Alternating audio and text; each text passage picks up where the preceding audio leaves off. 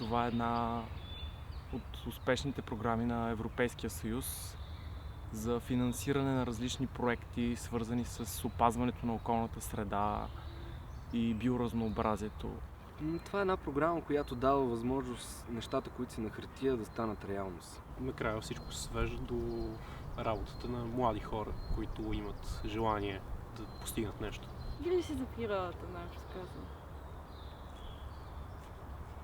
И помага да просъществува.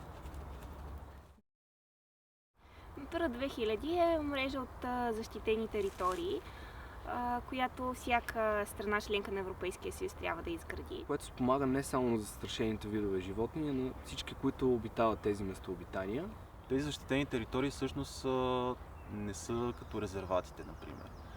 В тях може да се извършват дейности и собствеността на хората се запазва. Около 30% от територията на България попада в Натура 2000 мрежата. Има над 400 застрашени вида птици, като 17 от тях са световно застрашени, като например кадроглавия пеликан, малки корморан. Белоглавия лешоят и египетския лешоят. Морски орел. Царски орел, египетския лешоят, което са и световно застрашени. Черен лешоят, нещо много красиво и много рядко за нашия район. Червеногуща гъска, която зимува в Шабла. Блестящи бис, лопатарки. Черен щърк. Царски орел. Най-важният за мен е египетския лешоят, който от 2007 година стана световно застрашен вид също. Скол скитник и други, воден бик, жерави. Виждала съм белопашат мишелов. Цветърнопашата, потапница. От застрашените видове преди всичко розовия пеликан. И любимата ми е ловенско.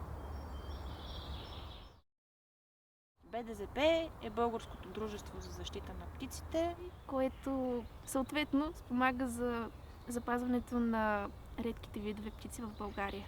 Най-старата българска организация, свързана с природозащитата. Занимаваме се с опазване на диви животни. Основно на птици, но не само на птици, на диви животни. С различни образователни дейности и ни помага да разбираме птиците и да ни учи да летиме като тях. Стремя се да живея в хармония с околната среда, за да имаме доста по-чиста и по-дива природа. Участваме в различни акции, бригади. Участвам в всякакви дейности, свързани с опазването на видове и местообитания. Аз конкретно ходя по пещери и се опитвам да защитавам прилепите, когато мога да се включвам като доброволец и в бригадите на БДЗП. Охранявам, подхранвам, опръстенявам птици. Като всяка тръстика помагах за строенето на изкуствени острови. Правихме укрепления за птици, за вълци. Хубаво преживяване, аз го препоръчам. И според мен това е начина. Искам да кажа на хората да мислят. Да бъдат жадни, да вярват в невероятности и да уважават себе си и живота във всички негови форми. Просто трябва желание, за да се включиш. Хората да бъдат по-активни, това е моето послание. Не мисля, че костват толкова големи усилия. То е доста изтъркано, ама ако не можеш да помогнеш с нещо, поне не вреди на останалите.